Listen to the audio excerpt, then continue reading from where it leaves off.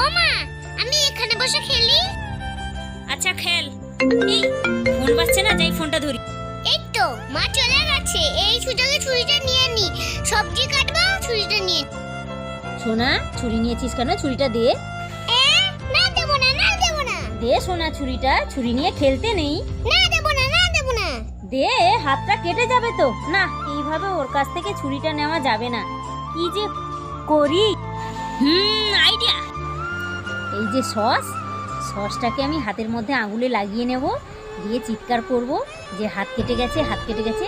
দেখি সোনাই কি করছে। আহ আহ হাত কেটে গেছে, হাত কেটে গেছে। ও বাবা, আমার হাত কেটে গেছে, তাড়াতাড়ি যাই। মা, তোমার হাত কেটে গেছে? হ্যাঁ সোনা, এই তো কাটতে গিয়ে ছুরিতে হাতটা কেটে গেল, কতটা রক্ত বেরোচ্ছে। ও বাবা, আমি ছুরিটা রেখে দিই, নাহলে আমার হাতটা কেটে যাবে। হ্যাঁ, ঠিকঠাক কাজে লাগলো তো।